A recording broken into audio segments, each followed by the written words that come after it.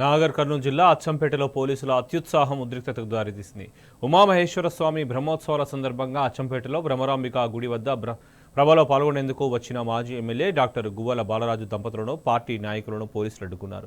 దీంతో గువ్వల బాలరాజు, బీఆర్ఎస్ నేతలు, కార్యకర్తలు రోడ్డుపై బైఠాయించి నిరసన తెలిపారు.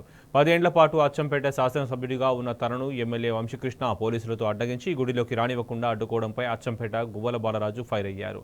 వంశీకృష్ణ అయ్యప్ప స్వామి మాలలో ఉండి కూడా దేవుడి సన్నిధిలో నీచ రాజకీయాలు చేయడం సిగ్గుచేటన్నారు. కాకి బట్టలు వేసుకున్న పోలీసులు కాంగ్రెస్ పార్టీకి కొమ్ము కాస్తున్నారని ఆగ్రహం వ్యక్తం చేశారు.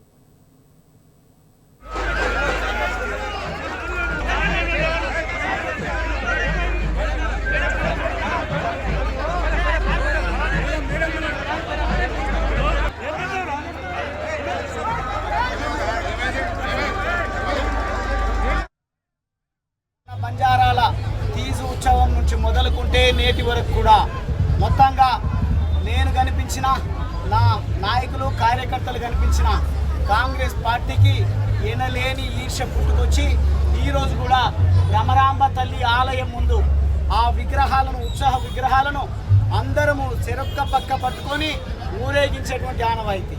కానీ ఈరోజు మాలలో ఉన్నటువంటి శాసనసభ్యుడు తన ఆదేశాల మేరకు పోలీసు వారు నన్ను గుడిలోని కూడా అనుమతించకుండా కావాలని కక్షగట్టి, మరీ ముఖ్యంగా అచ్చంపేట ఇన్స్పెక్టర్ రవీందర్ నా ప్రైవేట్ పార్ట్స్ పైన కూడా ప్రజల మధ్యలో ఉంటూ దాడులు చేసి నన్ను ఇబ్బంది పెట్టేటువంటి ప్రయత్నం చేయడం జరిగింది. మల్కపల్లికి సంబంధించినటువంటి గోపాల్ రెడ్డి అని కాంగ్రెస్ పార్టీ నాయకుడు, నువ్వెందిరా మాదిగోడివి, ఇక్కడికి రావడానికి వీలు లేదు అని నా దగ్గరకు వచ్చి నన్ను మాట్లాడినంటే ఇక్కడ మాదిగా అని ఒక ఆనవాయితీని కూడా తీసుకొస్తున్నట్టుగా చాలా స్పష్టమైతే అర్థమవుతా ఉంది. నా పైన దాడి చేసినటువంటి రవీందర్ను వెంటనే ప్రభుత్వము కోర్టులు సుమోటోగా కూడా తీసుకొని సస్పెండ్ చేయాలి. ఖచ్చితంగా అచ్చంపేటను వదిలిపెట్టే ముచ్చటే లేదు.